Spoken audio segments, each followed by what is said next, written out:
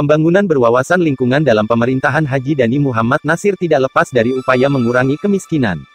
Karena itu, jika kelak dipercaya rakyat memimpin Kabupaten Nunukan, Dani Nasir dalam program dan kegiatannya akan melakukan memberikan pengakuan dan perlindungan kepada masyarakat hukum adat sebagai bagian dari upaya penyelesaian konflik tenurial di dalam kawasan hutan maupun izin-izin perusahaan perkebunan, pertambangan dan industri kehutanan.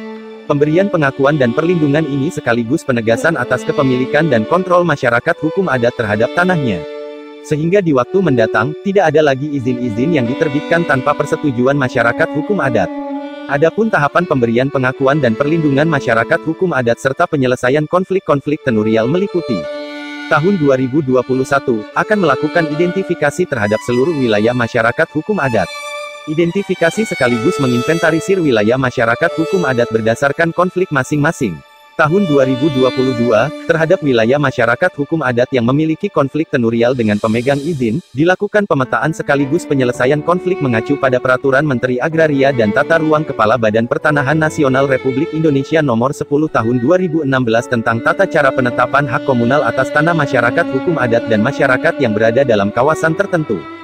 Tahun 2023, terhadap wilayah masyarakat hukum adat yang berada di dalam kawasan hutan, dilakukan pemetaan sekaligus penyelesaian konflik dengan negara mengacu pada Peraturan Menteri Agraria dan Tata Ruang Kepala Badan Pertanahan Nasional Republik Indonesia Nomor 10 Tahun 2016 tentang tata cara penetapan hak komunal atas tanah masyarakat hukum adat dan masyarakat yang berada dalam kawasan tertentu.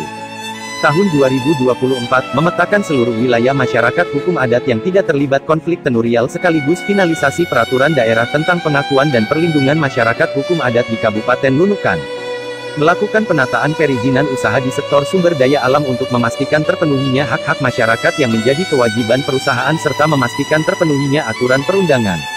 Melakukan evaluasi terhadap pemanfaatan ruang dalam rencana tata ruang wilayah Kabupaten Nunukan serta memastikan semua pembangunan mengacu pada RT/RW Kabupaten Nunukan.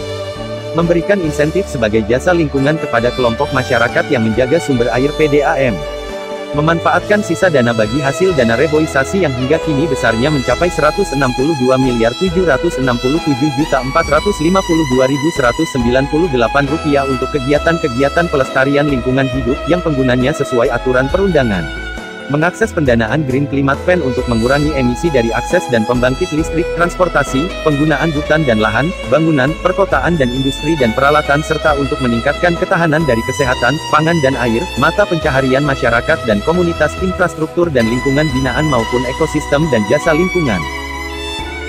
Berkolaborasi dengan pemerintah pusat dan pemerintah Provinsi Kalimantan Utara akan dilakukan pula upaya-upaya untuk meningkatkan kualitas air dengan mengurangi polusi, menghilangkan pembuangan, dan meminimalkan pelepasan material dan bahan kimia berbahaya, mengurangi proporsi air limbah yang tidak diolah, dan secara signifikan meningkatkan daur ulang, serta penggunaan kembali barang daur ulang yang aman secara global.